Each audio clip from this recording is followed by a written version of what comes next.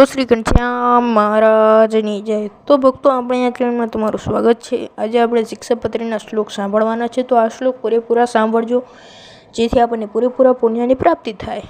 શ્લોક 41 થી 45। અને ધર્મવંશી ગુરુ થકી શ્રી કૃષ્ણ ભગવાનની દીક્ષાને પામ્યા એવા જે બ્રાહ્મણ, ક્ષત્રિય અને વૈશ્ય તે ત્રણ વર્ણના અમારા સત્સંગી, તેમણે કંઠને વિશે તુલસીની બેવડી માળા નિત્ય ધારવી, અને લલાટ, હૃદય અને બે હાથ એ ચારે ઠેકાણે ઉદ્વળપૂર્ણ તિલક કરવું।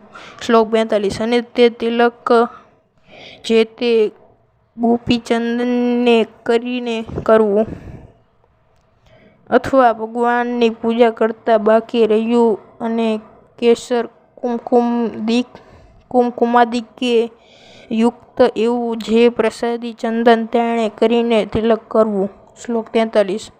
અને તે તિલકના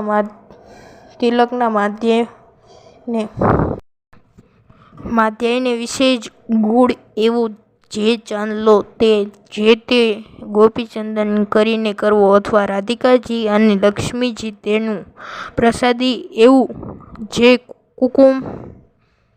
કુકુમ તેમણે કરીને ચાંદલો કરવો। શ્લોક 44।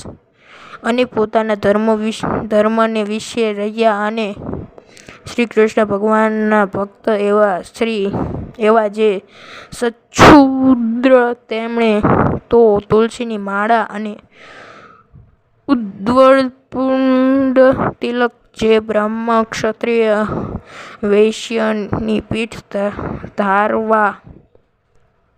શ્લોક 45। અને તે સચ્છિદ્ર થકી બીજા જે જાતિએ કરીને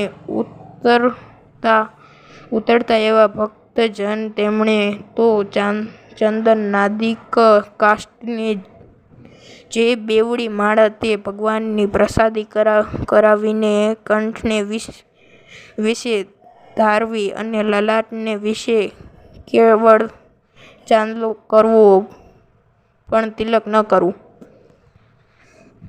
આથી આપણા શ્લોક પૂરા થાય છે।